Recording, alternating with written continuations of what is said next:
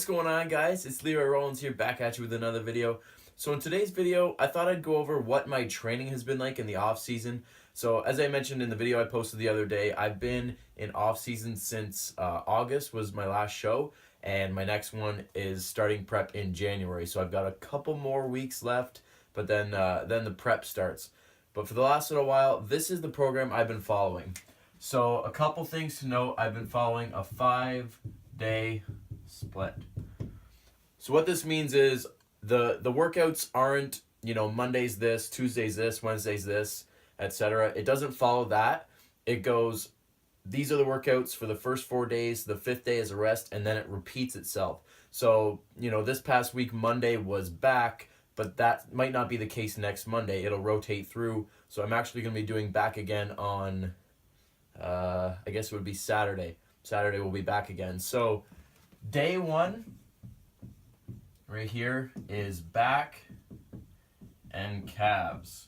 So calves are one of the weak points that I had that we noticed during my last show. I know it. My coach tells me it. Everybody tells me it. So that's what I've been working on. So this, I superset with all my back movements. So usually at the gym I train at, there's a seated calf raise, there's a standing calf raise. I can rig up a leg press, calf raise. So I've got options for calf raises. So when I do my back stuff, I'll superset. If I do a set of chin-ups, I'll do it with some calf raises. And then if I move on to pull-downs, I'll do a different kind of calf raise, and the list goes on. So usually I pick 2 or 3 calf exercises, and by the end of the workout, it'll be anywhere from 15 to 20 sets, along with all my back stuff. As far as the workouts go, back always includes some kind of chin-up, some kind of horizontal pull, a vertical pull, usually a pullover, whether it's cable or dumbbell, and yeah, it's usually 4 or 5 exercises, but pull-ups are always in there. Then we've got day 2, which is chest and shoulders.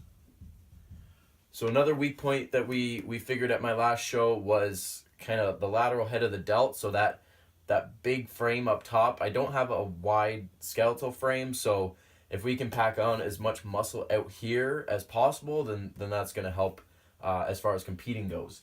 So chest is pretty basic. It's always been a strong point of mine, so I always started with a heavy bench press variation. The last probably couple months since I've been in the off season, I've cycled through between pause bench press and incline bench press. So the first day that I do chest and shoulders, I'll do the pause bench, and then when I do it again, the following after the 5-day cycle, I'll do incline, and then the next time around I'll do the pause again. So I like to keep it heavy for the bench press, 3x3 or 4 sets of 2 or however I want to do that day.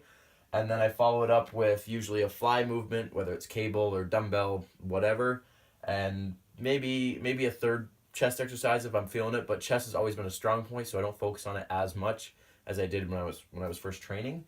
Shoulders I do a lot of, so I do a lot of lateral raises, upright rows are a good one. And then depending on the day, I'll do barbell overhead press as well, and that'll be in a heavy fashion just like the bench press, 3x3 as I said. And then rear delts I'll do either on shoulder day or on back day, depending on how the week's been going.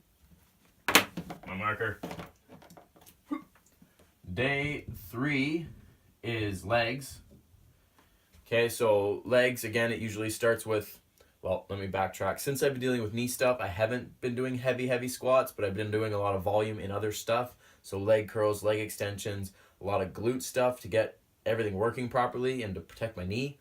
But now that I'm getting better, and probably in the new year, I'll start the workout with heavy squats in that same fashion as the bench press.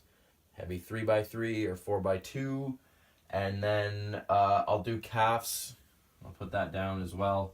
I'll do calves in there as well. Not as much volume as this day, because usually I do quite a bit here. But still hitting, maybe 10 sets of calves on that day. And then day 4 is shoulders again, and some direct arm work. Arms are not a weak point of mine. Well, I don't think they're a weak point. I want them bigger. Obviously, everybody wants 20-inch guns, but as far as competing goes, when I look at photos, when I look on stage, after the competition. My arms are not a weak point, so I don't do a whole lot. I'll do maybe 2 exercises for bis and tris. I'll superset them to get a pump, but that's it. I put a lot of effort in my shoulders. Again, as I mentioned when we were talking about this day, the lateral delt, trying to get, you know, a lot of this, whether it's cable or dumbbell or machine. And then I'll do a little bit of rear delt stuff then. Not a whole lot of front delt work for me because my chest, it took a lot of the effort here when I was doing benching and stuff a lot. My front delts grew along with my chest, so it's mostly lots of laterals and then rear delt stuff, and then as I mentioned, the arm stuff goes along with it. And then day 5 is rest. Okay, so that day I take completely off. Sometimes I'll do core if I'm, you know, if I've got a little bit of time during the day, but it's designed as a rest day. So after this whole 5-day cycle, so say this is Monday, Tuesday, Wednesday, Thursday, Friday, and then Saturday it would start again. Okay, so I go back to back in calves, and so on and so on and so on. So it's good as a natural athlete, if I could talk.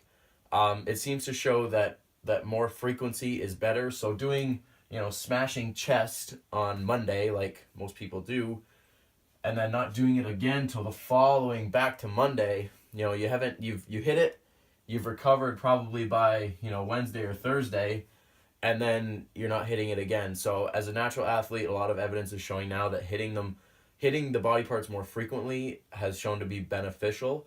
If your recovery is on point and you're not super sore afterwards, then it shouldn't be a problem. So that's where this kind of came from. So I hit it here, so back in calves, and then 1, 2, 3, 4, 5 days later, I'm doing back again. So by the time I'm recovered here, I got a day in between, and then boom, I hit it again. So this has worked well for me in the off season. I'm gonna keep this plan going into prep, but as I said, I'll probably start adding in like heavy squats, heavy deadlifts. As I said, my knee is getting better, so that'll start to go into the mix. But as far as the format goes, that's what I'm gonna keep. It's worked for me.